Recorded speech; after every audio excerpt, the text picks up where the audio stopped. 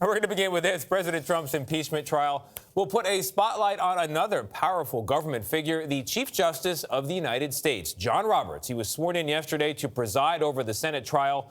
This is only the third time in history a Chief Justice has performed that role. How he navigates this political and partisan fight could have a profound impact on Americans' view of the federal courts. Jan Crawford is outside the Supreme Court. Jan, good morning. He already had a hard job. Now he's got an even harder job, it would seem. How's he going to handle it all? Well, you know, he's still going to be performing his duties here at the Supreme Court. But for the next few weeks, he's going to be leaving the collegiality of this place and go across the street to preside over a very different, very partisan trial. And many have speculated that that has got to be his worst nightmare. But people who know him best say he's also going to see it as an opportunity to show the independence of the federal judiciary. So help you God. I do.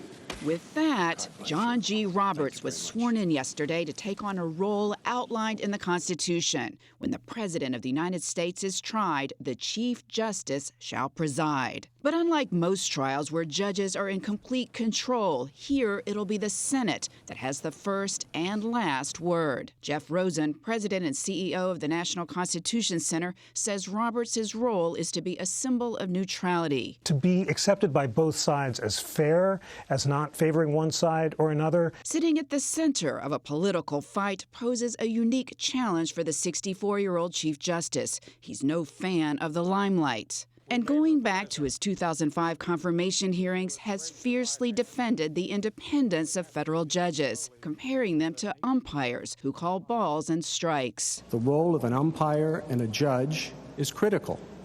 They make sure everybody plays by the rules. But in an impeachment trial, not only does the Senate set the rules, it can, by a majority vote, overturn any of Roberts' rulings. The Senate will convene as a court of impeachment. 21 years ago, Roberts' predecessor, the late Chief Justice William Rehnquist, presided over President Clinton's impeachment trial. I do. But he only made one ruling, that senators were more than jurors, because the Senate could also dictate the trial like a judge. It's all the more important to have a figure who is recognized by both sides as above politics.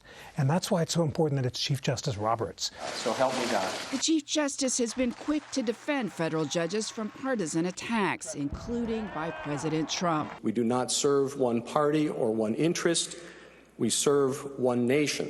That's one reason why Harvard Law School's Richard Lazarus, Roberts' longtime friend, says the chief may see the trial as an opportunity to show the American people the nonpartisan nature of the way the judges and justices work. He said Roberts will not shy away from making a ruling, even if it could be overridden. He's not just going to be an incidental player, because the fact is he wants to show the American people the face of the Supreme Court.